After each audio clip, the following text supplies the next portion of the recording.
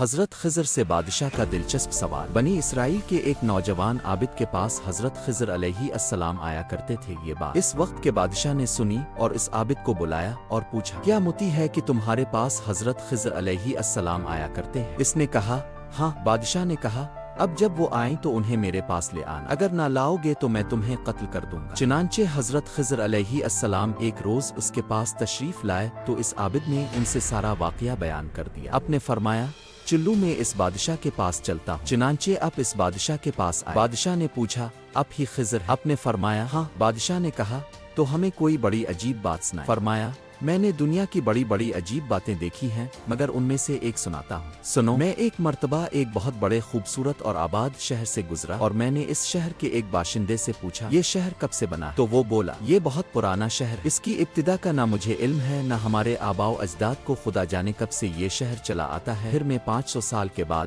اسی جگہ سے گزرا تو وہاں اس شہر کا نام و نشان نہ۔ وہاں ایک جنگل تھا اور ایک آدمی وہاں لکڑیاں چن رہا تھا۔ میں اس سے پوچھا کہ شہر برباد کب سے ہو گیا؟ تو وہ شخص ہنسا اور کہنے لگا، یہاں شہر کب؟ یہ جگہ تو مدتوں سے جنگل چلی آ رہی ہے، ہمارے آباء و اجداد نے بھی یہاں جنگل ہی دیکھا۔ پھر میں 500 سال کے بعد وہاں سے گزرا تو وہاں ایک عظیم الشان دریا بہ رہا تھا اور کنارے پر چند شکاری مچھلیاں پکڑ رہے تھے۔ میں نے ان سے پوچھا، یہ زمین دریا کب سے بن گئی؟ تو وہ ہنس کر مجھ سے کہنے لگے، اب جیسے آدمی کو یہ سوال زیب دیتا ہے، تعجب ہے جناب، یہاں تو ہمیشہ سے دریا ہی بہتا آیا ہے، ہمارے آباء و اجداد نے بھی یہاں دریا ہی دیکھا۔ پھر میں 500 سال کے بعد وہاں سے گزرا تو وہ جگہ ایک بہت بڑا میدان دیکھی جہاں ایک آدمی کو پھرتے دیکھا۔ میں نے اس سے پوچھا، یہ جگہ خشک کب سے؟ یہاں کبھی دریا نہیں بہتا؟ تو وہ بولا، ہرگز نہیں، ہم نے ایسا نہ دیکھا نہ اپنے آباء و اجداد نے، یہ جگہ تو ہمیشہ سے یوں ہی چلی آ رہی۔ پھر میں 500 سال کے بڑھئے بعد وہاں سے گزرا تو وہاں پھر پہلے شہر سے بھی زیادہ ایک عظیم الشان شہر دیکھا۔ میں نے ایک باشندے سے پوچھا، یہ شہر کب سے ہے؟ وہ بولا، یہ شہر بہت پرانا ہے، اس کی ابتدا کا نہ ہمیں علم ہے نہ ہمارے آباء و اجداد۔ حوالہ